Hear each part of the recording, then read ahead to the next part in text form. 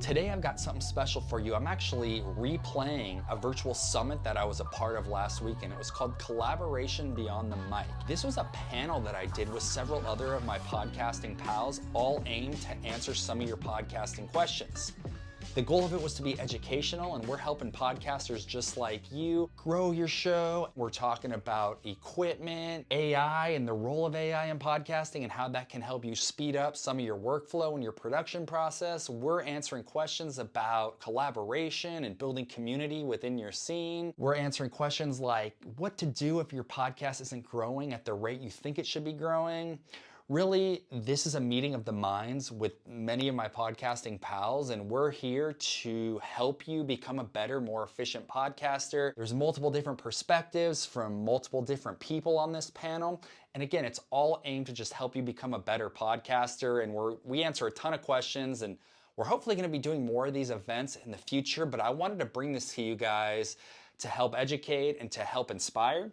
And so, this is Collaboration Beyond the Mic, a virtual podcasting summit, and I think you're going to enjoy it, and I think you're going to learn a bunch of different things. And it doesn't matter if you're like a beginner, intermediate, or advanced podcaster, there's something in here for everyone.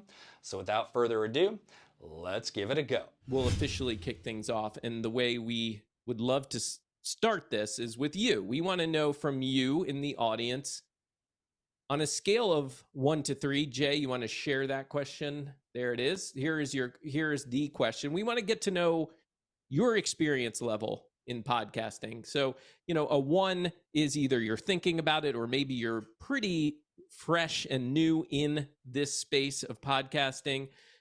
2 is you've been doing this for a little while now, right? You've got maybe a year or 2 under your belt and you're looking to level up. And then number 3, you've been doing this for years. You still want to learn. You still want to grow. And you're here to participate, learn, and you might even be able to help out a few people too. So we want to know who you are and cater to you as best we can here as a group. So it looks like we've got a good variety of people here. And that's awesome. And I say, Jay, we'll leave this up for the duration of our intros and go from there. So I'll kick things off with the intros, and then I'll keep things moving. This will be really short and sweet. We're going to let you know a little bit about who we are, our experience, our business, and maybe a fun fact about ourselves, just so you can get to know who we are a little bit more on a personal level, right? So for me, I'm Mark Ronick. I've been doing the podcasting thing for nearly 20 years now. Definitely over 17. I don't have the exact date when I started. I didn't think it was that important to know back then when I started. And I wish I had approached that differently. But yes, been doing this a long time. Started with my own podcasting, then little by little started getting hired to help other people with their podcasts. And it took me until about 4 years ago or so to start a business, to actually officially be doing this professionally. So I've been doing that for 4 years now, helping to produce podcasts and also consulting with podcasters. And then Nick, who's here, you'll hear from in a moment. Nick and I joined forces and started Next Gen Podcaster, which is an online membership community helping you with AI and other tools to help simplify the process for you. I'll let Nick share a little bit more. As for me, a fun fact, I guess I'll say it since you probably noticed that guy over my shoulder behind me. I'm a huge fan of the Muppets. I love Kermit the Frog particularly, and have been known to do a decent impression of Kermit the Frog. No, I'm not going to do it right now. And I'm going to instead pass it along to Jay. I'm just going to go in order of how I see the squares here on screen. Jay, please tell us a little bit about you. Hey, what's up, everyone? My name is Jay. I sometimes call myself Jay the engineer because that's my job. So I myself is an audio engineer. I've been in audio industry since 2008, I would say. So it's about like 10, 15 years. And I just got into podcasting in 2016. It's a weird coincidence. Someone came to the studio where I used to work, where I used to record music, post-productions, and then I started recording podcasting. I'm like, this is easy. This is fun. This is very spontaneous. And then I fell in love with podcasting and all the tech about podcasting. And yeah, so I produced for the show called The James Altucher Show, which is about peak performance. We have people from Mark Cuban, Richard Branson, Sarah Blakely, to a whole different genre of people. And yeah, my strength is in tech. Anything about microphones, computer screen, lighting, cameras, and audio interface recorder, I'm the man. And fun fact about me is, I'm just gonna put it out there, I used to be a cheerleader, and that's it. What? Yes. Wow. I knew that about Jay. I learned that about at Podcast Movement at dinner, right, Jay? Yes. Okay, Yep. we'll keep things going. Let's go to Nick. Nick, please introduce yourself. I was typing in the chat. Okay. I'm Nick Nelbach. I got into podcasting just in 2020. And as soon as I started doing that, I launched my own podcast, started interviewing other people, kind of fell in love with the medium. And throughout doing that, I met a lot of people who were interested in starting their own podcasts. So I started helping them launch their podcasts. And then it hit me like, why don't I do this professionally? So I turned to helping people launch their podcasts. And then, as Mark alluded to earlier, the AI wave kind of blew everything up and we jumped right on board. So we launched Next Gen Podcaster to essentially help new podcasters and podcasters that are more established take advantage of these AI tools to basically free up a lot of their time, so they don't have to have podcasting as a full-time job in addition to like all of the other things, whether it's running a business or working another job. So yeah, that's pretty quick. Oh, and fun fact, the podcasting thing was spur of the moment. I wanted to do video and I was terrified of doing video and I gave up on it. And then I was like, let's try podcasting. So I got into podcasting and then that that's kind of where it started. But yeah, I was deathly afraid of being on video. Fair. I'm sure there are people that can relate to that. Let's check in with Leah. Leah, please introduce yourself. Yeah, hi. My name is Aaliyah. I am the podcast producer at Golden Goose Creative with one of my friends, but she's like behind the scenes. Her name's Hav. Basically we focus on helping podcasters and entrepreneurs with all the post-production. So we do like editing, show notes, social media, things like that. And so that's mainly my thing there. I started with podcasting about the same time as Nick, a little later, I think more like 2021. So a couple years ago.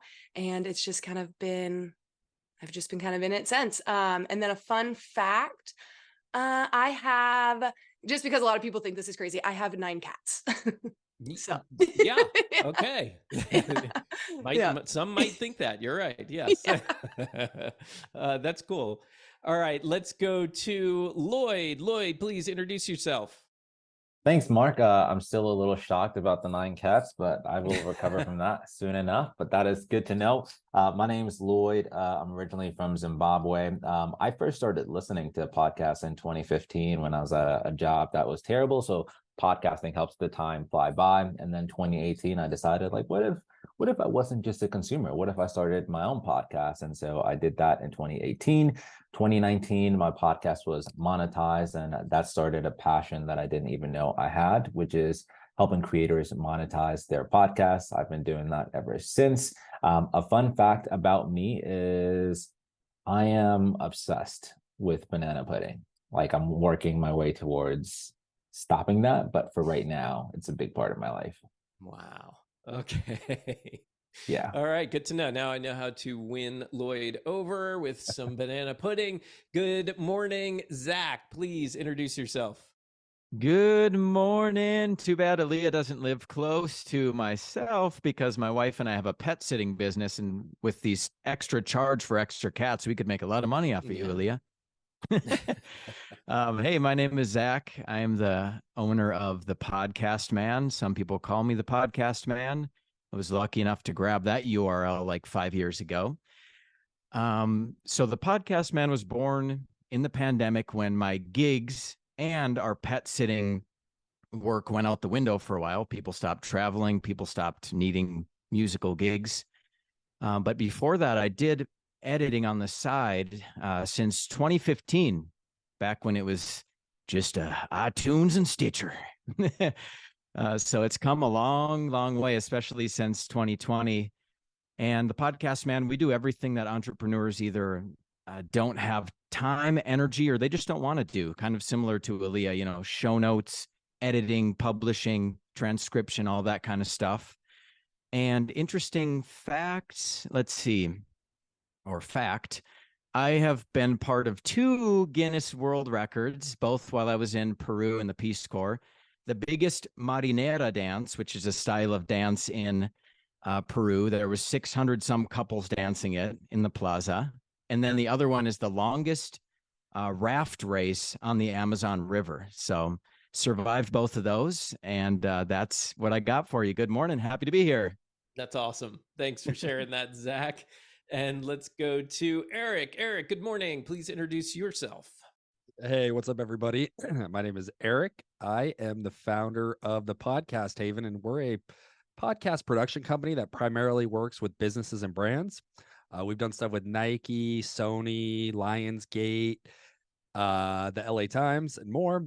My background is primarily as an audio engineer.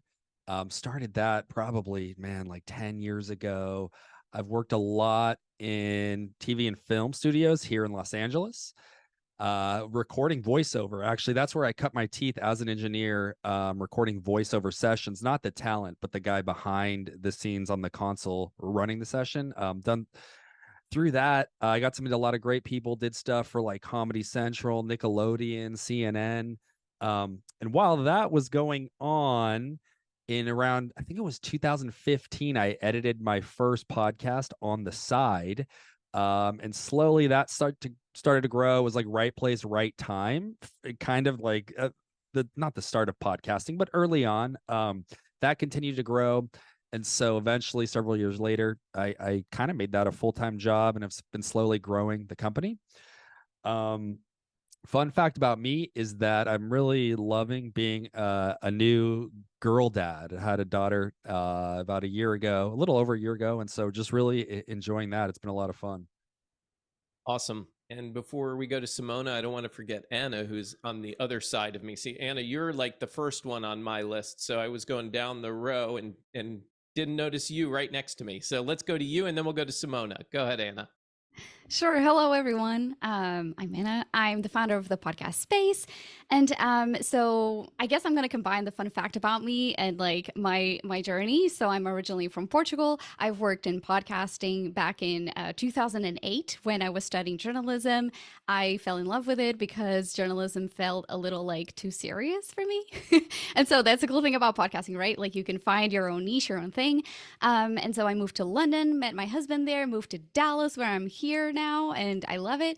I'll say that the cool thing about the industry is that like you can get all of these cool people next to you and you're like, oh my gosh, like everyone has such a different background. So that's something that I love doing with hosts, is really honing in their like unique skill set and help them better market their podcast to grow their business. And so I already see a few familiar faces in the audience, so I'm so glad that y'all are here. And a fun fact about me is that I do love interior design, and so everything that I do always has to be like pretty and fun and cute. And so like that's one of the things I created my whole setup, because I was like, you know what, this is cool. So that's a little bit about me. Awesome. Thank you, Anna. And let's go to Simona, who will also, after she introduces herself, I'm going to go to her with our first question. So Simona, I know plenty about you, and please share with everybody else a little bit more about yourself. Thanks, Mark. I had to think about this fun fact so that I can stump you. I'm Simona. I run a podcast production agency. It's called Costantini Productions. Currently going through a rebrand, though, so stay tuned for that. And my team and I do more than 30 podcasts on a weekly basis. I've been in the industry for about 6 years, and I host 2 podcasts. One is called Happiness Happens, and the other one is called As It Relates to Podcasting. And my fun fact is this. First of all, I have a few because I can't just come with one. The first one is my dream is to have 9 dogs. Okay. Second one is I love dogs more than most people. I'm just kidding. And then the third one is I actually don't know how to look into the camera when I'm sitting at my computer. So there's that. Okay. I didn't know either of those. An interesting 9 dogs specifically after we heard the whole 9 cat thing. May have pulled it from there. I'm just saying. Okay. That's fair. Okay, so we're going to dive in, and I want to, before I ask Simona the question, I want to remind everyone here that we all agree, the group that's here today on this panel, we all agree that there's no such thing as a magic pill to podcasting, or quite frankly, in my opinion, to anything. Okay, so we encourage you to listen to each speaker and what they're sharing. And if something resonates with you, go for it. Take it on. Try it out and experiment. If something doesn't resonate with you, that's fine. Just let it be, right? Just move on and keep listening to the others that are here. The key, I believe, to a successful podcast is to find your own style. And we all have stolen from each other in some way, shape, or form, but we find a way to adapt it, to make it our own. And sometimes just it being our own voice and our own spin on that thing is all that it needs, right? So just take what you want from this. And if somebody really does resonate with you, we've all put our Instagram handles next to our names here. So feel free to follow us over there on Instagram. And of course, we will, when we follow up with you after this, we'll send you an email about how to get the recording. We'll make sure that you know how to get in touch with us as well. Okay, so with that, Simona, we're going to start with you, and we'll see who else has any opinions on this. We're going to start this section with mindset, the mindset of podcasting, which sometimes isn't the sexy thing that people hear, right? They want to hear about, how do I grow? How do I monetize? And a lot of us on this stage believe that it all does really start with mindset. So Simona, being the Happiness Happens host, I think it's appropriate we start with you. How do you stay motivated when you feel like your podcast isn't growing, or isn't growing to the level that you had anticipated? Okay, so I was thinking about this question, and I actually was in this spot recently. And one of the first things that I'll say is making sure that you're defining your why, okay? I get creators to write their mission statements right from the beginning when we start working together. And in that mission statement, if you want to write this down, you totally can. It is, what is your show about? Who is it for? And why should they care? So I like creators to write out those three things and write out a mission statement with that, so that they can go back to that every single time you are overwhelmed, you don't feel like showing up for an interview, you don't want to create content, whatever the reason may be. I feel like that's a really good anchor back. The second thing that I'm going to add to this, and this is something that I don't know. Okay, sometimes Lloyd likes to be like contradictory. He likes to be like contradict a point. And so maybe this is that point. I don't really know. And if it is, come off mic and tell me. But I think that we need to self-check. If you're frustrated at the growth of your podcast, I want you to actually look back at your own self. And are you doing every single thing that you know you should or could or would be doing in a perfect world?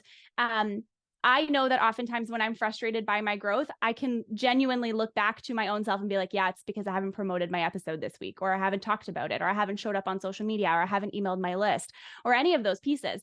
And so, yeah, it's easy to be frustrated about, oh my gosh, nobody is listening to my podcast. But I want you to think about why. Why is nobody listening? Is it because you haven't showed up for yourself? Is it because you haven't showed up for the content? And also, do you have something that's anchoring you back every single time? That's where I'd start. You're on mute. Yep. I know. Okay, great. Okay, wonderful. thank you, Simona. Does anyone else have anything they want to add on the panel? How do you deal with it when you feel like things aren't growing for you? I see Lloyd's off mic. Is that intentional, Lloyd? Yeah. I just wanted to say, I agree with that message. But I do want to add something to it, which is just that, I think I may be in a bit of a different boat to a lot of creators here, because a lot of you do B2B content. And so as a creator, I find that a lot of times when I'm burnt out, not only does that impact me and the content that I put out, but then also the content that I create for brands and the people that hire me to create content. So when you think about it from that perspective, I think a better question is, what do I need to do to maintain my peace of mind, or whatever it is I need to create the highest quality possible content? Brands are coming to me and saying, we're hiring you to put our ad in your podcast because you're going to come up with a creative way to explain that to your audience. And so there's a lot more at stake than just, I'm not going to be consistent, for example. And so because I think about it that way, one thing I've been thinking about is what does it look like to prioritize self-care in a way that allows you to be creative? And the reality is, for me, that means like putting out less content, right? So there was a time where I was doing like 1 to 2 episodes per week, and realistically, maybe I need to be at 2 per month to be able to output the best possible work, which may mean I may not grow as fast, I may not get as many leads, but that's what I need to make sure that I'm keeping it fresh, I'm keeping creative ideas, and just also keeping it a little more enjoyable. I love that. Thank you for saying that. And I want to actually, since you brought up brands, I would like to dig into that a little bit, because I think that's an area that still, as podcasters, I don't hear it a lot from a lot of different podcasters, that they're actually out there doing the brand deal thing. And Lloyd, from our group, I would say is probably the most active when it comes to making these brand deals happen. So I want to direct this to you, Lloyd. So you definitely have a few deals that you've done and that you're, I think, currently doing right now. So has there ever been a scenario where you work with a brand that doesn't align with you or your values? And how do you deal with that if that's the case? Oh, absolutely. Like all the time. And I hate to like scare people, but that's just like the reality of it. I think the pro of working with brands is it's an easy, like 100% of the amount of money that you make is all profit. Like you don't have to split it or do anything. So it's a pro from that aspect. But there are also a lot of challenges that come with working with brands. And it's one of those things where you don't know what works for you until you do it. So there may be a few times when you first start working with brands where you're going to get burned a little, or you're going to realize, you know what, like, I don't like when brands have very tight timelines, or I need to give myself more time to do the work. There's a lot of things like that that you only learn when things don't work out. And so the way I think about it is the longer you do it, the less that will happen. But at the very beginning, it's pretty often that you're probably going to have some bad experiences. You and the brand may butt heads a bit, and that's all okay. That's just part of the process. That's not a sign that you shouldn't be doing it, but just a part of the journey. So I want to skip through the script here for a second, the outline, and ask you if you could give Lloyd one piece of advice to the people here today about those people who maybe haven't really dug into brand deals yet. What do you think is the most important thing for them to consider when they get into this? I personally would say start as soon as you can. There's never a right time to start. I think a lot of people assume that I need to have a certain number of downloads to start working with brands. When I first started my podcast in 2018, there was a podcast called Foreign Made, where I basically interviewed immigrant innovators. And before any of the episodes even released, I started messaging brands and saying, hey, I have this amazing idea. I'm going to be interviewing these people. These are all of like the 10 guests that have agreed to be on the podcast. If you add all of their followers together, it's like 24 million followers. I think it's going to do well. And just on that idea alone, without any of my own podcast downloads, that was enough for a lot of brands to sponsor the entire season. And there were a few brands like the city of Atlanta that said, hey, we can't give you money, but we'll share all of your episodes with our entire email list. And so I think people buy into ideas, not necessarily numbers of downloads per se. And so if I had to give any advice, it would be start as soon as you can. Yeah, thank you. And I really appreciate, Nick, I have a feeling you and I are about to say the same thing. And I have a question for you that I'm about to go to. So if I miss anything, please feel free to add on.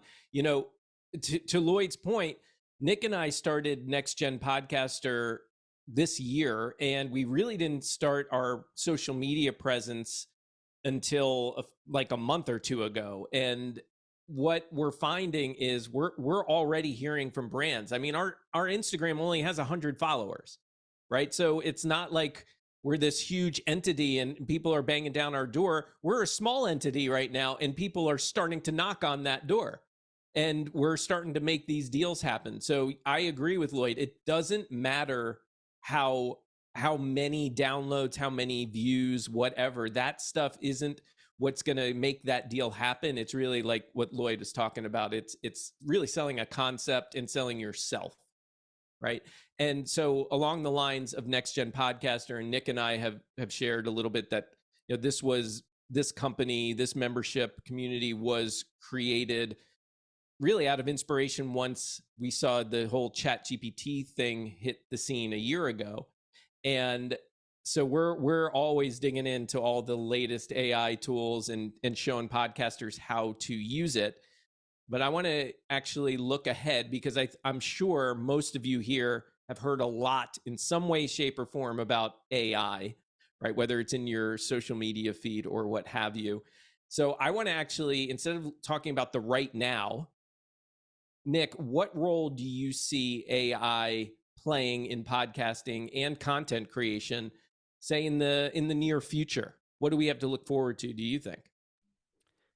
Yeah, I mean, I think AI, obviously, as Mark said, has made a huge entrance into our world just this year, or I guess end of last year. And in that short time, less than a year, we've seen insane advancements in all of this technology. It's grown at an extreme rate, and it's only going to get faster, the amount that it's growing. And I really see it playing a huge role in how we do things. And this is why I 100% agree with what Simona was saying, is figuring out that why. Who is it for? Why should they care? Because that is going to be the big differentiator between you and everyone else. Because all of these AI tools are going to make every other aspect of it easier. Your job as a podcaster is going to be sharing that story, building a connection with that audience, because they can't get a connection from AI. They can get a connection from a human being. Now, as far as what kind of role is that AI going to play, I mean, we've already seen it from writing to audio editing. Some AI now can edit your audio to make it sound like you're recording in the studio. And now we're even getting into video, where you wouldn't even have to show your face. You could just type in a few words. AI will create an entire script for you and then create an entire video. And you didn't have to do anything except give it a few ideas. So as this stuff is developing, people are going to use it wrong. I mean, all new technology, I feel like, gets abused in some form or fashion. It's your job as the creator to bring yourself into it. We want to use these tools to help us, but it's your story. So bring yourself into that, and that's what's going to help you build connection and differentiate yourself from everyone else who is, I want to say, like, abusing the AI tools that are coming. But it's coming, and it's going to be here. So don't be afraid to play with the stuff, understand it, and learn how that it can help you in your processes. I feel like Anna wanted to say something, but I'm not sure. Well, thank you, Simona. Yeah, Anna? Sorry. Yes. No, I appreciate that. Go ahead. I was like, so I wanted to also mention, Nick, something that Mark mentioned many calls ago when we were talking about, like, you know, how to really use ChatGPT. And Mark said something that, since, like, it stuck with me, which is the quality of the output is determined by the quality of the input. And so many people complain that, like, maybe ChatGPT isn't working for them. So actually, like, that was something that stuck with me. It's just like learning about how to really use the tool correctly so that you can maximize it. So there's something, like, really about just that process of figuring out, like, how can I use these tools for me, and layering on the, you know, the thing that makes you, and then just using the AI for those tedious tasks.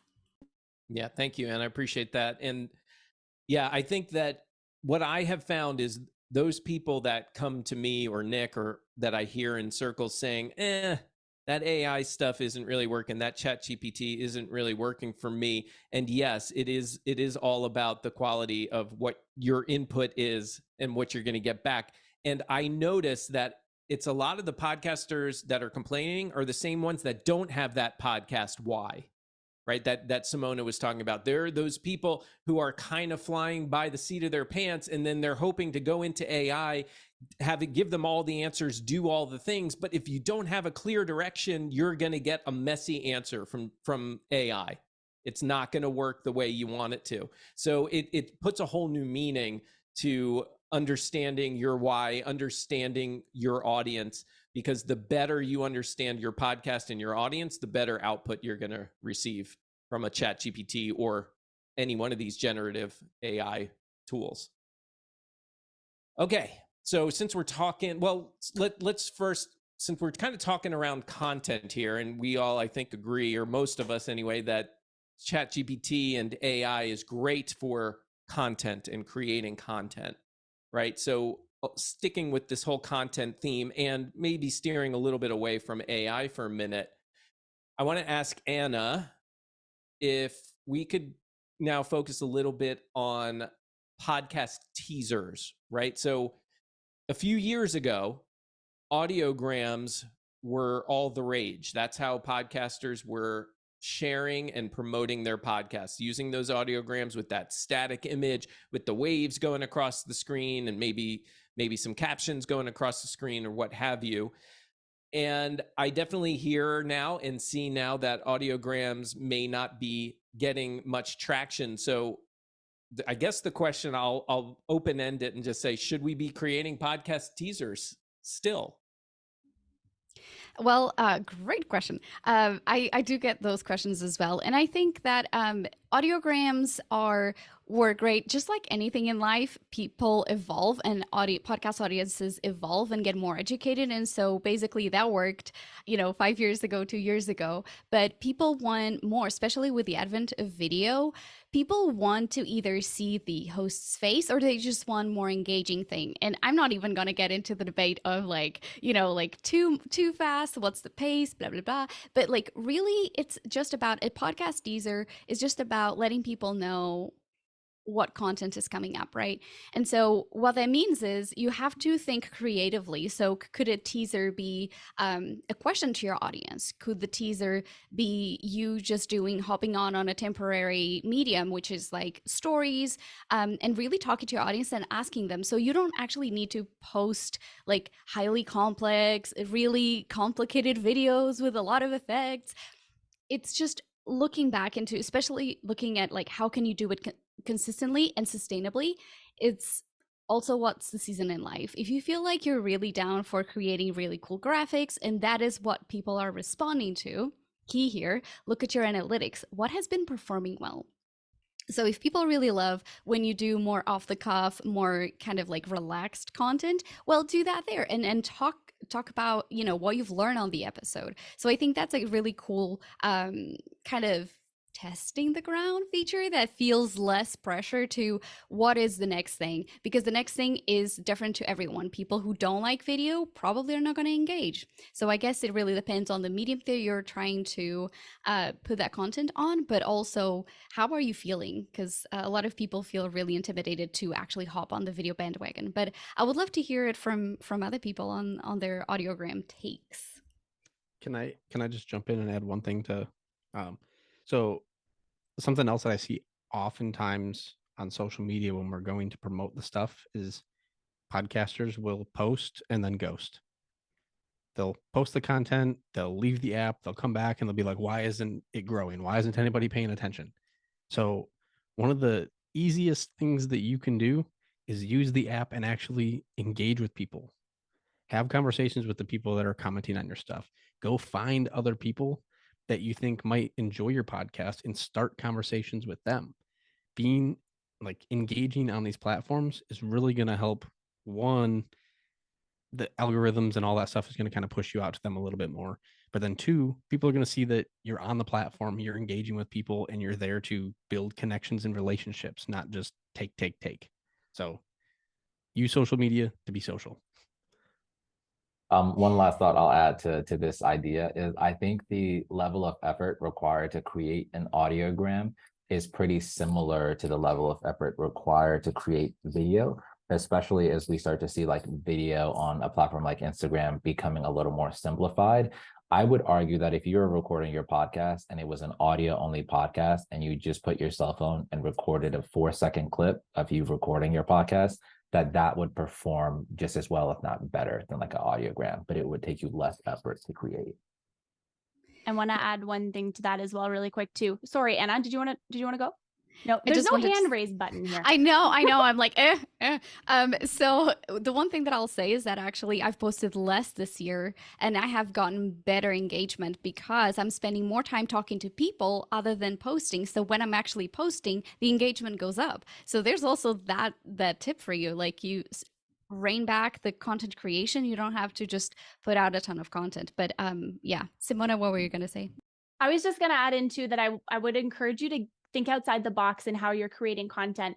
Social media clips don't just have to be you in video on the camera. You can take your audio and you can put that over top of B-roll footage, which B-roll is just like video and photo that is already recorded. So it could be a video of you walking along the beach, or a picture of the sunrise, or something like that, and you can overlay it. It depends on the type of podcast that you have, but that kind of content works really well for My Happiness Happens podcast, because the style of it is meant to be more inspirational, right? So if there's a lot of trends, I think, and changes that have happened in podcasting over the years, where it used to be predominantly this audio platform and all that. Now you layer in video, and you layer in AI, you layer in technology and equipment and all these different pieces, and it can feel so overwhelming to even know where to begin. But I will say this, you just have to start, and you will evolve, and you will grow, and you will learn how to do the different pieces. You will learn how to do the AI. You will learn how to do the video. And there's so many tools and resources for it. But the audio piece, and I'm not trying to derail the conversation, but I think maybe Jay could speak to this like really quick, would be how important the audio quality still is in a podcast overall. I don't know if you, Mr. Engineer, if you want to talk about that. Oh yeah, for sure. Thanks for bringing it up here. Yeah. Audio is definitely very important. Just having like a right and good microphone is very important, because I remember back in the days when my boss, James Altucher, he was recording in technically a bathroom, like you can hear all the echo, and he will call people up and just have the phone right by the microphone. So it's not as great. And then once you get into the studio, we can see the downloads actually quadruple, because you as a normal people, you wouldn't want to recommend, even though the content is great and amazing, but you do want to recommend like something with like bad audio quality to your friends, because that's gonna make you look bad, right? So having I wouldn't say like amazing, but like just a decent audio quality would definitely help with the downloads, and also help you to share amongst your friends. Yeah, thank you, Jay. And I've even seen studies done, analytics done, and shared that support what Simona and Jay are saying. If the video is so, but the audio is high quality, people stick with that podcast more often than not. Versus if that video is high quality but the audio sucks, people probably aren't sticking around nearly as much. I mean, I'm not just making that as an opinion. That is something that I've read, found, and through my own experience and through others and these studies that have been done. So it is really important to keep in mind. Absolutely. Okay, so and I want to just say this too. Even if you are an audio only podcast, I highly encourage you to keep a camera rolling on you at all times. Have that, even if it's in your back pocket, and even if you think you're never going to do anything with it, hold on to it, because you can use it for promotional purposes. I've had clients and I've seen podcasters as audio only, and then 2-3 years later they come back and they've quote unquote opened the vault and they sell that content, that video content. It's the old archives, but now you can actually come back and watch it. Some people will just give it away, and that's cool too. Whatever works for you is fine, but you have additional content now that you can go back to later, and that's going to be highly valuable to you 2-3 years down the road. I promise. As someone who was terrified to get on camera to start, I put the camera on myself regardless, and I was doing interviews, so I was having a conversation, but I kept the camera on myself and recorded it for that exact reason. And as I was doing the podcast, I became a lot more comfortable, and now I've pretty much gone all in on video and spend a lot of time creating video content. So even if you're nervous about it, just set it up over in the corner where you don't have to stare it down in the face, but it's still there. It's recording the stuff, because you don't want to get 100 episodes into your podcast and be like, man, I could have had 100 episodes worth of video content, and I didn't because I was too afraid. So just wanted to add that. Yeah, thanks, Nick. Okay, we're going to keep things moving. And yes, we are collecting those questions that you're asking in the chat. So please keep them coming, and we are going to do our best to get to all of them. But first, I want to keep things moving with some of the questions that I have for this group. And since we went to Jay for some audio stuff already, let's stick with Jay for a second. Jay, what we have a good representation of more experienced podcasters here, right? And I think that what my question can help the new podcasters too, because I want to talk about upgrading our gear. When should we consider upgrading our gear? Is there like a certain time period, or how do we recognize, okay, it's time, I need whatever it is, a better microphone, I need a Rodecaster Pro? Like, how do we figure this stuff out? Right, that's very interesting because I've been thinking about that for the past couple months. Actually, I'm like, hey, I've seen people that do a 10 season or 100 or 200 episodes of their podcast, and they're still using the same Blue Yeti, which is kind of upsetting. Basically everyone's here, including me, is not exactly a fan of Blue Yeti, and it's funny to think that 17% of the podcaster out there are using Blue Yeti. And when should you think about upgrading your audio equipment? I would say as soon as you have done, I would say maybe 100 episodes in, and then when you start, you should always listen to other people's podcasts, right? You should always think about, look, what's the difference between my audio quality uh, than other people's audio quality. Why is my audio sounds a little bit thin, sounds so so echoey, why it always sounds noisy, and other podcasts that sounds pretty good. And then you should start thinking about, okay, maybe I should upgrade my equipment now. So when I say upgrade the equipment, doesn't mean that you have to spend more money than you don't have, or out of your budget. Sometimes upgrading equipment like microphones, it could be just getting the right microphone finally. A lot of people are like, hey, you should just get Blue Yeti to start with. Like, sometimes Blue Yeti is not suitable for what you are doing. So let's say you're recording in an apartment in New York City, you have homeless people outside yelling all the time. Blue Yeti is so sensitive, you will get picked up, by the Blue Yeti. So you have to start thinking about, maybe I should go with like a dynamic microphone where it can, it's not as sensitive, but it's gonna be sounds way better than Yeti. Not sure if that answered the questions. I think it does, yeah. And I want to actually ask Eric if he has anything or thoughts on this as well, since he's our other engineer in the room. So go for it, Eric. Yeah, as far as upgrading, you can get a microphone for pretty cheap these days, under $100. I would say if you're trying to upgrade anything to start, is maybe kind of upgrade the space that you record in. For also like very inexpensive, you can go on Amazon or Guitar Center and buy some like foam panels, or try to record in a room with like a rug or a couch or some kind of something that will absorb some of that sound. Yeah, I think it also depends on your goals, right? And your budget. But I think, everyone, well, these people know that I'm a part of, but a dynamic microphone, you want to get pretty close to it. You don't want to talk like it's way over here. But I think, one of the first things for me is like upgrading the room. And that doesn't have to cost a lot of money.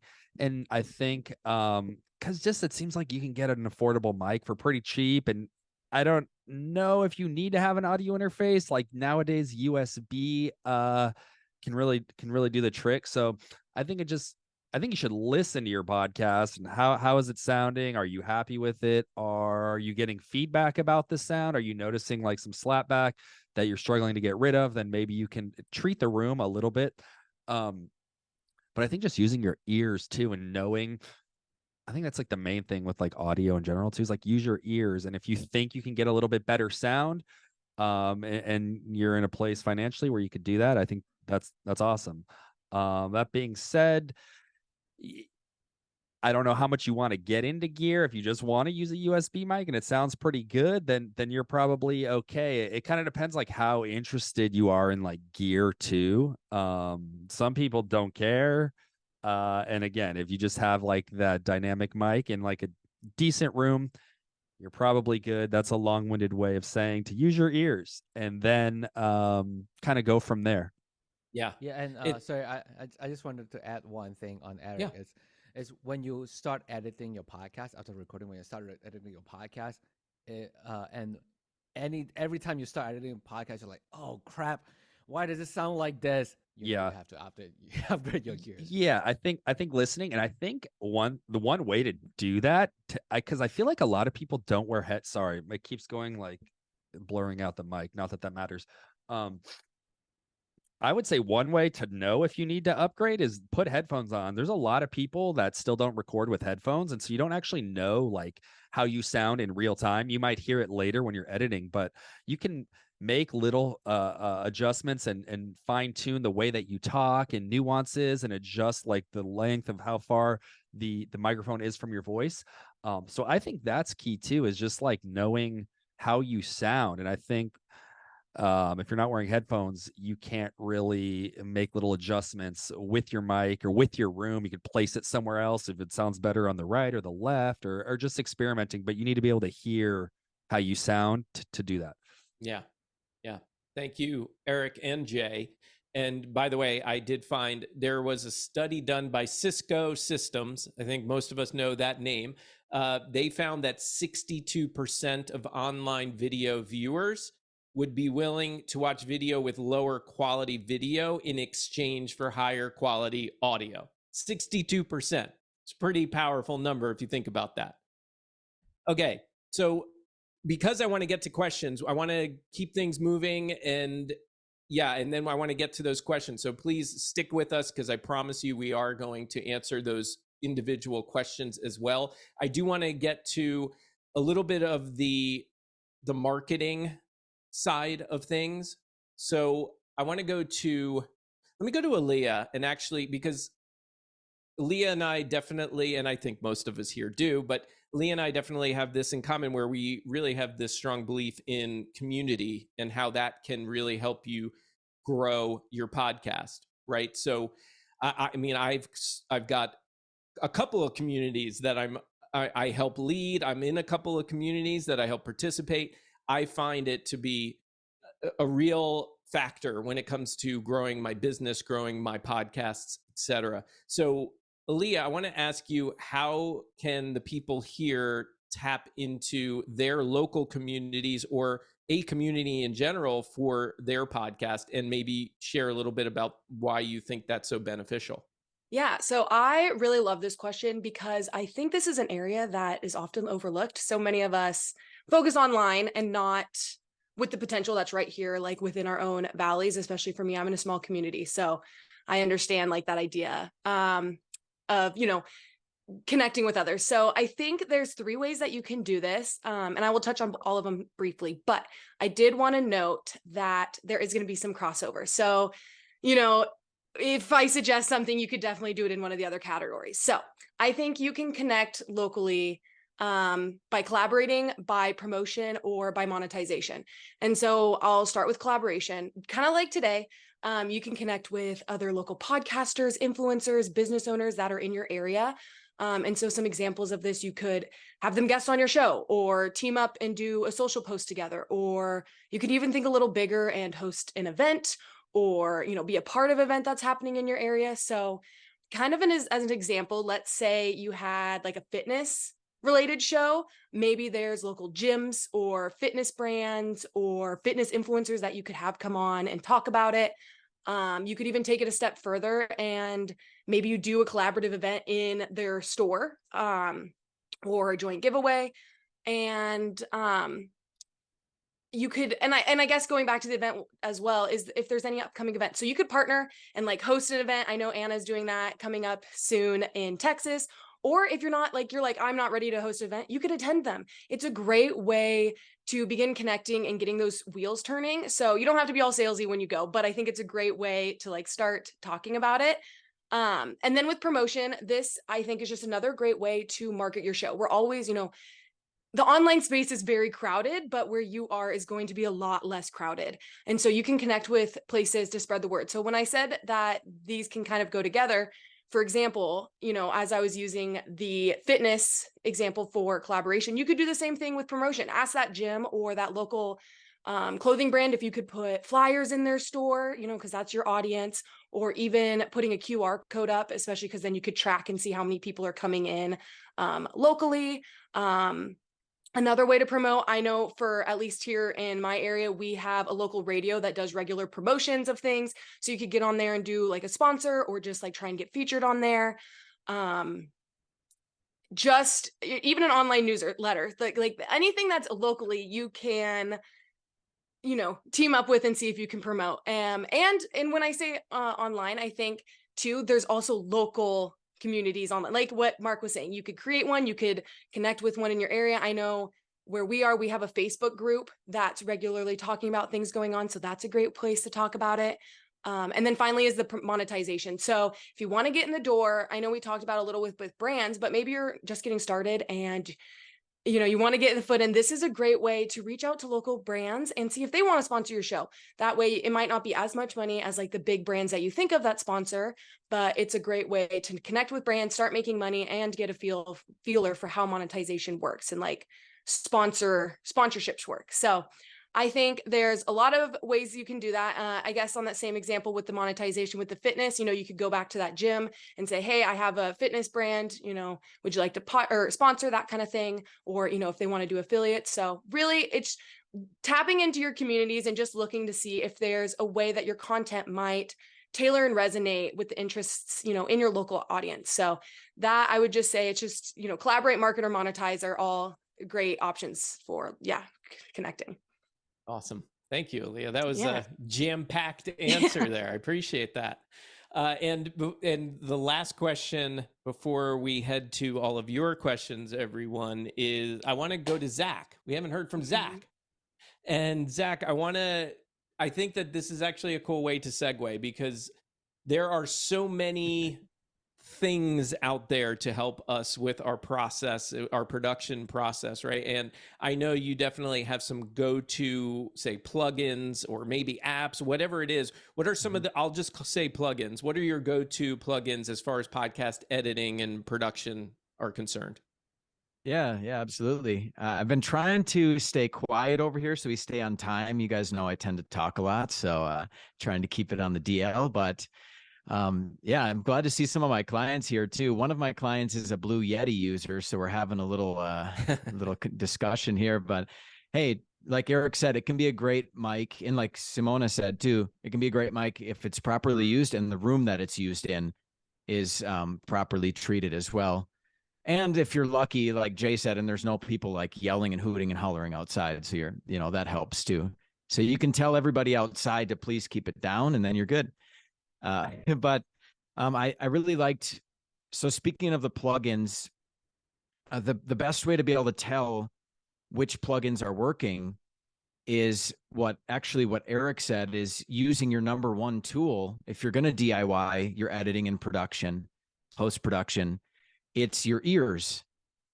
And it's your ears not only through your headphones, it's your ears through your speakers, it's your ears through your crappy little iPhone microphone. It's your ears through your car stereo, especially in your car.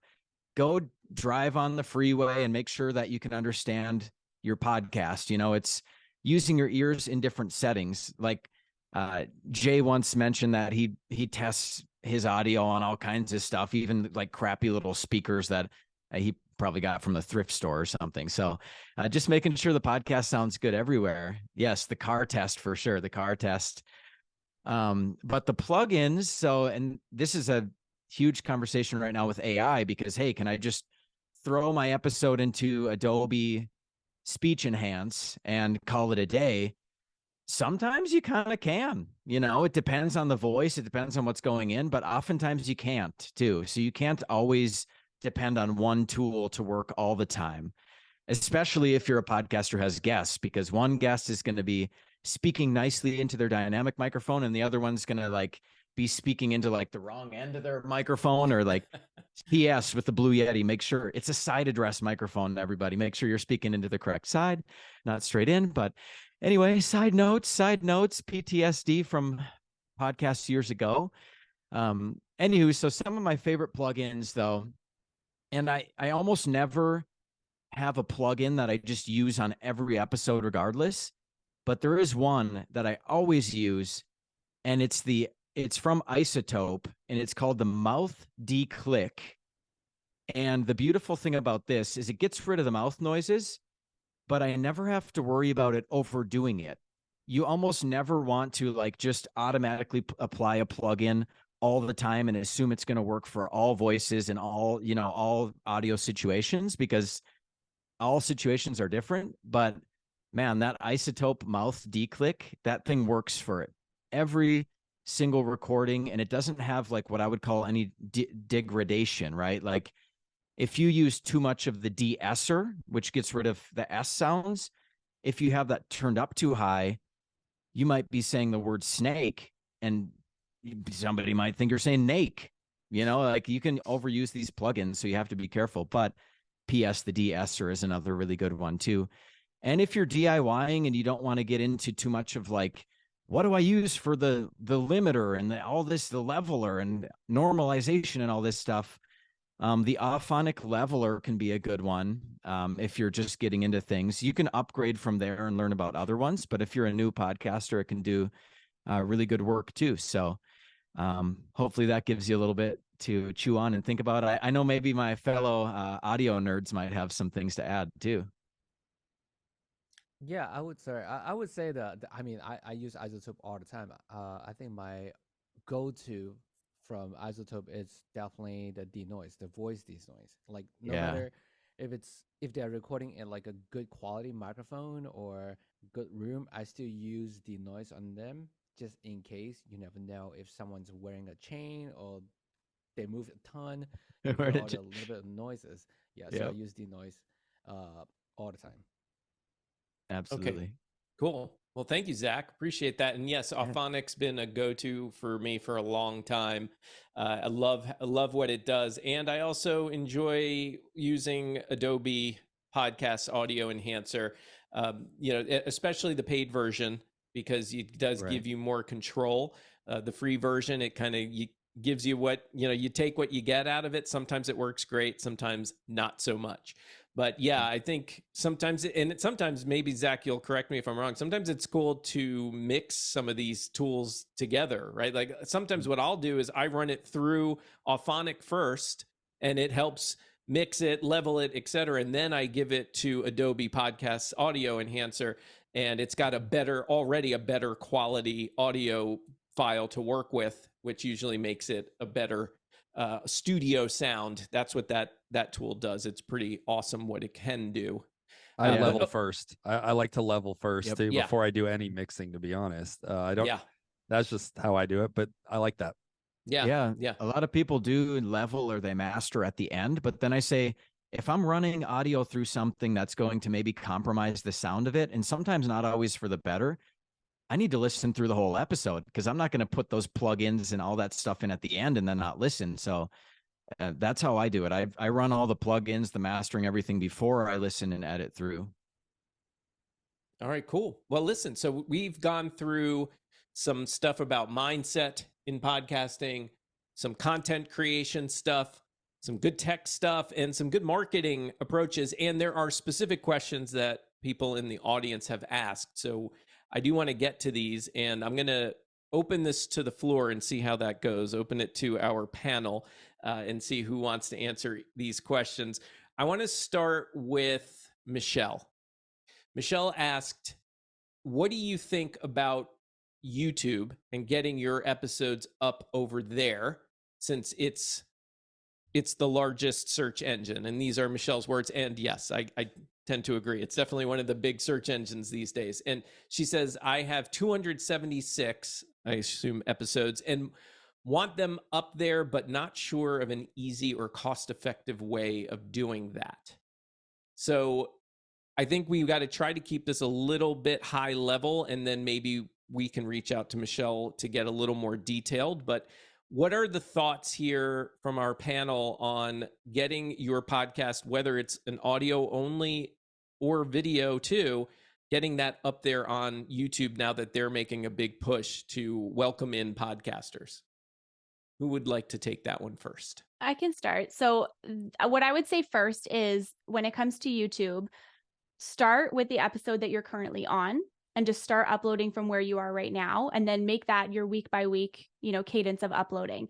Then what I would say is at the same time, go back through your past episodes and start from the beginning of those episodes and put one of those out every single week, or maybe 2 out a week, or what have you. So I would start where you're at right now, start publishing today's episode, and then go back to the first episode, and then work your way up from there. And I would also suggest using your show notes as the guide for you to upload the content. So same title, same show notes in the body of it as well, and make sure that you're using tags too if you're going to upload it, because otherwise you're just kind of wasting the content. But that's where I would start. And just to add to that, I think YouTube as a platform that's embracing podcasting more is definitely changing. And I think we'll see a lot more of that in the next year. Currently, there's 2 ways you can upload your podcast to YouTube. One is via like RSS feed, which would mean that it's an audio only podcast with your thumbnail on YouTube, or just traditional video, just like we all do. I would recommend doing the video portion of it because I think the RSS is still being ironed out. And I think personally, I'm just not a big fan of watching like audio podcasts on YouTube, but I do watch a lot of video podcasts on YouTube. Not to say that might not change a year from now, but with what's happening on YouTube now, I definitely recommend uploading more video first content to YouTube. Yeah, and as for like the shorter, I think Michelle also asked like 10 minutes clips and stuff like that. I think, on YouTube, you can create multiple playlists. You can one playlist just have, the full one, another playlist just for the short one, the short content one. From what I've seen, like, and they also added a new functions where you can, I believe on the shorts, you can point the short to the full episodes too, right, Lloyd? If I'm not mistaken. So that can also help you discover the YouTube, the full video side of the things. Yep, they are. Yeah, that is a new thing for sure, Jay. And yeah, look, back in the day, even probably a year ago, we might have been telling you something different about uploading your audio only to YouTube, because they weren't really embracing that yet. And in fact, there were some YouTube experts that I work with have said to not do that back in the day, because you would get penalized for it from YouTube. But now they have fully embraced this. They're encouraging it. So I would encourage you to take advantage, because to Michelle's point, the quote unquote largest search engine, it can only help your discoverability. So if you're looking to grow and you're not on YouTube, that would be one recommended way of going down that path to growth. So thank you all for digging into that. Let's go to another question here. Since we were talking about audiograms and highlight reels, or whatever we want to call those, how many reels, this is from, and please forgive me, I'm going to probably butcher your name, but I'm going to do my best, Namfanello. Hopefully that's right.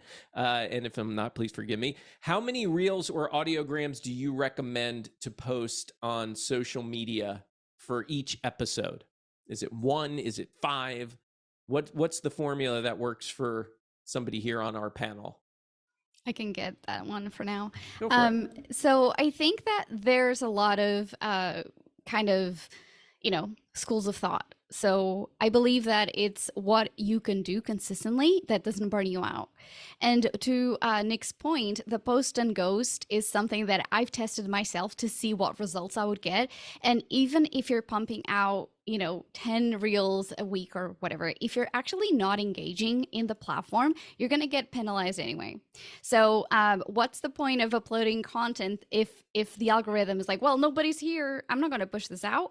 So I will say pick the best ones and use that time to actually engage with other people. But if you're going to put content out there, use the features that enable you to do collaboration. So for instance, if you're uploading a reel, make sure that you're adding your guest as a collaborator, because it's going to combine the reach, it's going to combine the audience and the comments. And so like for instance, on these conference that mini call, whatever this is, we actually put out a few pieces of content where we all added each other as collaborators, and I got about 30 new followers out of that, right? So again, we did very few posts, but they yield a lot of engagement, a lot of new followers. So again, it's more about being strategic versus the quantity. That's what I would normally say. That's what the type of client that I would normally work with. Their podcast isn't monetized, is like a tool of their business. So they have other stuff to do. If you have a lot of the time and you want to test, go ahead and see which formats work best. Yeah. And this goes, thank you, Anna, because this also, to me, when we talk about wanting more engagement on our posts, this is something that goes back to something Aaliyah said. If we are building and working with a community, we can ask these people, and sometimes we don't even have to ask anymore because we've built up that camaraderie, we've built that rapport with other people, but we can also go and ask people in our community to help and engage with our posts. Right. And there's nothing slimy or sneaky about that. We're collaborating. We're asking others to help engage with the post to help it be more seen. There's nothing wrong with that, in my opinion. So another reason why community is so strong. Go ahead, Lloyd. Yeah, and just I just want to say this wouldn't be like right if I didn't say at least one controversial thing. So this is like that moment. I wonder, I think as I think about sort of like success on social media clips, I think a lot of people would benefit from just choosing one platform and saying like, I'm only going to do Instagram or I'm only going to do TikTok. Because as I hear what Anna, for instance, is saying, we need to be successful. It's like, we need to be commenting, we need to be engaging. And that's very hard to do on YouTube Shorts, Instagram, LinkedIn, TikTok. And all of these platforms, when we talk about the number of like the cadence in which we're posting, TikTok might be very different than Instagram. If you look at what works on LinkedIn, it's all very different than YouTube. And so I think picking one platform and saying, I'm only doing Instagram or I'm only doing TikTok. I know if I'm on TikTok, I may need to do one per day, but if I'm on Instagram, I may need to do one every 2 days, for instance. I think it's a lot better to know what's needed and how often you should be posting when you specialize on one platform. Thank you for saying that, Lloyd. Especially new podcasters, I like to encourage that philosophy, that strategy, because it can get super overwhelming super quickly. And here's the good news. Okay, you pick one platform, you've been posting a lot of stuff on there, you're in a rhythm, you're in a flow, and guess what? Now you have all this content you can post to a new platform without really any effort other than uploading it, copying and pasting some stuff, and you've already built up a presence on another platform. So yeah, I love that contradiction, Lloyd. Thank you. Let's go to another question here. Now, some of the ones that I see here, this could be another 2 hours long, right? And there's one here, I'm not even sure I quite understand. And Michael asked this question, how to grow to monetize. I mean, I think I get some of that. I think it's two separate ones, like how to grow and how to monetize. Okay, thank you. Yeah. Thank you. So how to grow. Well, I mean, I think we've talked a lot about that. We haven't talked a ton about monetization strategies. So let's ask the panel, do you guys have one suggested way to go about monetizing your podcast that you know either worked well for you or one of your clients? But I'd love to hear, what's a monetization strategy that you think could work well that we could provide today for our audience? Simona? Sure. Yeah. Why not? I'd put myself on, I was like, ooh, do I want to? Yeah. Okay. I would say the first thing that creators may miss when it comes to this, and maybe Lloyd will feel the same way, is the ask. People don't ask. Nobody asks. Nobody reaches out. Nobody, puts themselves out there in that type of way, because you feel like you have to have a certain amount of downloads, a certain amount of people listening, a certain amount of engagement and following on social media, exactly like Lloyd was saying earlier in our call. The first step, I honestly would say, and here, I'll give you an extra tip too. One thing that I like to do with all the podcasts that we do are quarterly, monthly, and eventually yearly analytics. So I would encourage you to go back through your show, do all of that, figure out what your percentage of growth is year over year, month over month, year over year, right? And then you can use that number for potential sponsors or brands or collaborations or whatever. And you can take that and you can send that to a brand and be like, hey, listen, even though our downloads are, 50 downloads an episode, the growth year over year is 257%. That's a big deal. That's a big number, right? And you would never know that number unless you did your review and your analytics. And then the other thing I would say too, and I won't hog all the time, but look at your own internal ecosystem of things that you offer and sell, courses, programs, coaching, and then partnerships. How do you use all the things you do internally and pair it with the things externally? I will caveat this too. I have to hop off in about 5 minutes because I have a podcast interview that I have to prep for. So I will drop my email in the chat. If anyone wants to connect directly, you're more than welcome to. Sounds good. Thanks. Let's go to Zach. Sorry, Eric. I found out how to raise my hand. You just click on reactions. That's why I went to Zach over Eric. I raised my hand, man. I was waiting for your own turn. I'm just kidding. Oh, sweet. See, everybody knows how to raise their hand now. That's good. I was just I have my own kind of perspective on this, and I think if done correctly, it's obviously necessary. But I wanted to ask the panel too, what your take is on how much, in episode sales per se, or mentioning of services or products you recommend for your clients, or if you're a podcaster, how often, do you do it? If anybody wants to chime in, because I've had some clients who I had to tell them, I think you're overdoing it, because, every 5 minutes they'll be like, hey, and by the way, if you want to work with me, you can do that. And it just kind of like totally throws off the rhythm of the conversation. And I've had other clients who don't even have a CTA in the episode at all. And I'm like, hey, if people don't know what you sell, they're not going to buy it. So I was just kind of curious if anybody from the panel had any thoughts on that.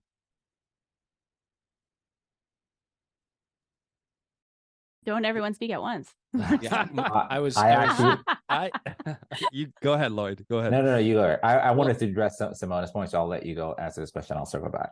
I was just going to say a quick thing on Simona's point is like, yeah, you have to ask. And this is slightly different, but I've gotten a lot of free gear from companies, microphones and such, just literally from asking. And I know that's a little different from monetization, but I think, and I do offer them something in return, whether that's like an Instagram post or a blog post. But I think just asking, you'd be surprised at, a lot of these companies have, and Lloyd, you'll know more about this, but they have like partnership. They have like a staff person that handles like partnerships specifically. And they're constantly looking for people like in your niche, or if you align with that product or that service's niche.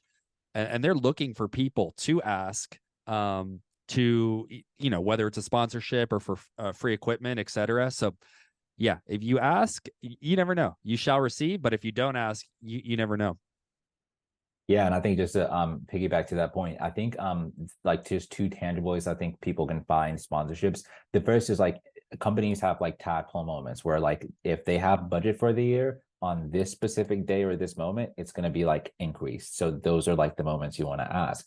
And so if you go to like any social media platform, you can just type in #ad and then hashtag the name of the company you want to work with. And if they've hired any other creators, that will all pop up. So now like, okay, every March, Nike hires these people and they talk about X. And so you could email Nike at that specific time. I recently did this. I emailed Spotify. I know like, hey, every year in December, you guys have Wrapped, which is like their end of year campaign. Here are 10 amazing ideas that I would love to do for your Wrapped in 2023. Sometimes they just say like, oh, not interested. Other times they'll say, great, let's hop on a call. But this is like, I mean, if you're doing this with like one brand per day, that's almost 300 and something per year. Like you're going to get like sponsorships out of that. The second thing I will say is I think there's an opportunity just to like, I think to me, I view like the actual art of creating your podcast and then the art of getting sponsors as two separate things. So one of the things that I like, if you think about getting brand deals almost just like a job in itself, and you just so happen to have a podcast, that's how like I think about it, because there are a lot more moments to get sponsorship. Another example is like every day there's a special holiday. When it was Immigrant Heritage Month, I would reach out to brands in the immigrant space and say, hey, I have this podcast centered around immigrants. I would love for you to be a sponsor, knowing that on those specific months, their budgets are heightened. And so I think it takes time to learn that yes, you want your podcast to be like the highest possible quality, but at the same time, that is in no way connected to people paying you for anything. Half the people that are going to pay you aren't going to ask you about your podcast numbers, anything like that. So you could theoretically start doing that now. And Eh, real quick, go like for I hung out with Lloyd and Zach and Dylan, and I think too, like these strategies that Lloyd is sharing is great. And I think just talking to other people, if you notice like one of your creator friends or someone that their podcast is sponsored, you ask them how they did it. Did you reach out or did they reach out? How did you negotiate the deal? What are they looking for? And I think just the more as a community we share that kind of info, or what size audience do you have? What are they looking for? Or just the more that's like an open dialogue, I think it just helps benefit everyone, feel more comfortable, and also maybe like develop a strategy on getting making a little bit of that dough. Yeah. And I would even take that a step further, Eric, and say, even if you don't know the podcaster or the content creator, if they're not a friend, they're just somebody you're watching and seeing what they're doing and, oh, how'd they get that sponsor? Ask. I'm telling you, this podcast community is amazing. And I'm not just saying that because I'm a part of it. I avoided being a part of community for way too many years of my career. And it was only until a few years ago, once I started this company, that I decided I got to get out there. Online alone ain't going to do it. Right. So I got out there and started meeting people and getting involved in these real life communities like a Podfest, a podcast movement. And it has been amazing to see how generous people are with their information and with the things that they've learned. They want to help you with it. Right. So please, yeah, I encourage you to pay attention to these words that some of these people are saying today. I think there's a lot of value here. All right, I want to end with this question. Nick, there's a question in here about AI and how do we use it for our podcasts, right? Like what is it that we can do? Yeah, there's ChatGPT, and yeah, there's some of these all-in-one services. Like, what do you suggest to somebody who's just digging into AI or very curious about it? What are some smart ways that they can start using it right away? So, I mean, there are a lot of tools that have been coming out over the last several months, podcasting specific even. So there are tools like Capshow, Dub Media is another one, Buzzsprout, the podcast host. They have their own AI functionality inside the tool as well. And a lot of these tools are geared towards helping you create the content around your podcast. So it'll help you come up with titles for your show, descriptions for your episodes. Some will even come up with the social media posts for you or additional blog posts. And these tools are really cool, but in a lot of cases, you kind of plug it in and you get what you get. So I am a huge fan of using tools like ChatGPT, where you control it. If you want to generate show notes for your podcast episode, you can actually upload your transcript. So you've recorded your episode, you download the transcript, and you put that into ChatGPT, and then you ask ChatGPT to write the show notes for you. But you don't just have to stop there. You can tell it how you want the show notes to look. So maybe you already have a podcast, and in your show notes, you start out with the 3 main points discussed in the episode. And then maybe you follow it up with like a little bio of your guest. And then you wrap that up with like resources and links that were discussed in the episode. You can tell ChatGPT to write the show notes exactly like that. And it does a pretty darn good job of coming through. Yes, you're going to have to fact check and make sure the information's accurate and it's not making stuff up. But the process of ChatGPT getting that down on paper for you is a lot quicker than if you were to sit down and go try to type up all that stuff, figure out where in the episode they talked about this, and it's going to save you a lot of time. That I could obviously start talking about this forever. So yeah, and the key is, I think the key, you just hit it. It's, if you have a transcript of your podcast, there are almost endless opportunities for ChatGPT to help you, whether it's show notes, whether it's writing effective and engaging titles so that people, when they see that title, they know it's for them and they want to click through and listen to that podcast. There's all sorts of things you can do with it. And yeah, you can even teach it you know, like Nick was saying, you want to teach it how to create show notes in the style you've been doing forever. It's share examples with it. Copy and paste your former show notes and say, this is the style I want. If you can't explain it, if you don't feel like you're being detailed enough, just feed it examples and say, okay, now here's my new transcript. Write show notes based on how all those examples, not based on all of those examples. And it does a really nice job doing that. That's just some of the ways that you can use it. And we're running out of time, so we have to pick and choose what we're going to share right now. If there are any other questions we can take, well, actually, I want to end on this one. This is for everybody. This is a question in here from Alberto. In your experience, what's the most common challenge for those who, like Alberto, would love to share and help with the podcast and are a bit shaky and uncertain about it? Anyone want to take a stab at this? One more time. Can you repeat it one more time? Here it is. And Alberto, if you're still here, I may even ask you to pop up and ask your question here on stage. In your experience, what's the most common challenge for those who, like Alberto, would love to share and help with the podcast and are a bit shaky and uncertain about it? Alberto, are you there? You can come off mic if you are. There he is.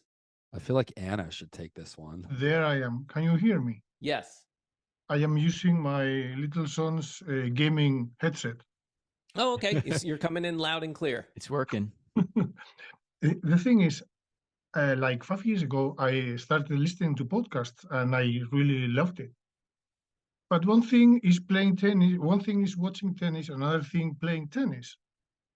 So I started Let's Do It, and I started recording.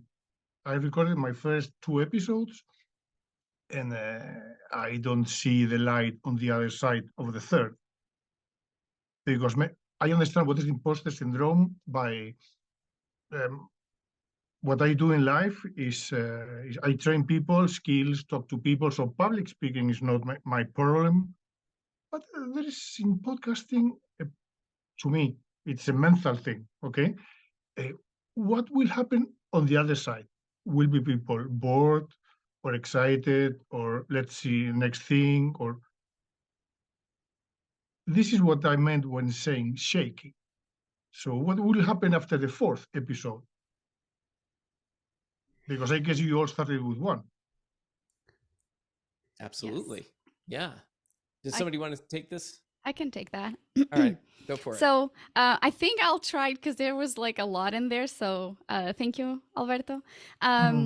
So basically, it takes some time to see the results of the impact that you're having. And sometimes it just takes time for you to find your audience. So actually collaborating with other people who do similar things to you can help you not only find the certainty of actually what works because you're not figuring it out by yourself, but you're also tapping into an audience that already aligns and you can see what they're doing and like, okay, do I want to, could that work for me too? Maybe I like that, maybe I don't like that. So I feel like when you're just starting, if you don't have clarity on your why, it may be really difficult to know like what should I focus on, what is the next thing.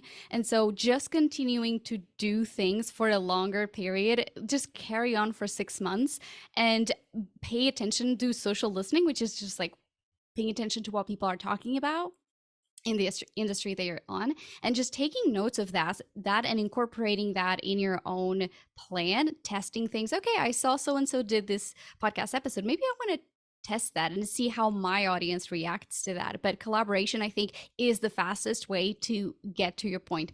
I guess, did I answer what you were hoping for? I mean, it sounds like you did. And I want to add on real quick too. And then if anybody else wants to, please feel free. But I think, yes, I agree with Anna. Focus on your purpose. Focus on your why. If you're starting to feel a little shaky, if you're feeling a little of that imposter syndrome, it really helps to go back to why did I want to do this in the first place? What is it about this podcast that drove me here to get started, to share my message with everybody. I think staying in touch with that can be really helpful. I think that also focus on every episode, every new episode that you're working on, that you want to get it just 1% better than the last one. In other words, compete with yourself, right? So what did you do in the last episode that you wished you did a little bit better? And then focus on that for the next episode.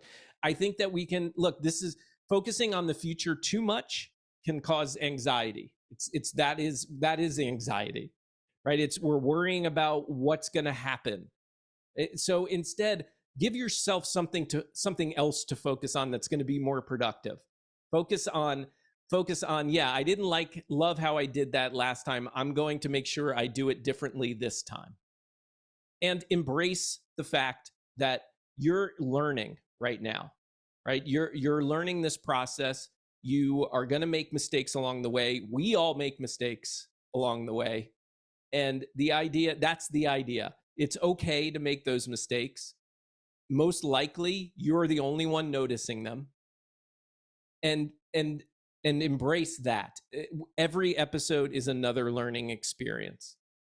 And that helps me. Is it perfect? No. There are times where I'm still feeling my imposter syndrome. And it's hard. When I see all this crew up here doing their thing and posting, I got this program and I got this podcast and this client, I just got to #1 on the chart. Yeah, I'll feel a little imposter syndrome. I go, what am I doing? Maybe I need to step up my game. And then I'll start feeling kind of lousy about myself. So I choose to instead then focus, okay, what did I do last time? What can I do better this time? So I hope that helps. And if anybody else on the panel wants to say anything else, otherwise, okay, sounds good.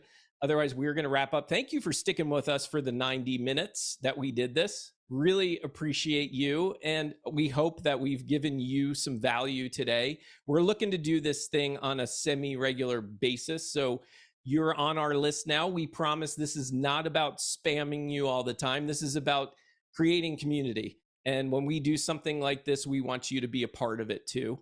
So thank you for kicking things off with us. We are thrilled to have been here with you, and we're thrilled that you were here. So thank you. And with that, we will send you an email with a replay and all of our information as well. So thanks, everybody. Make it a great day.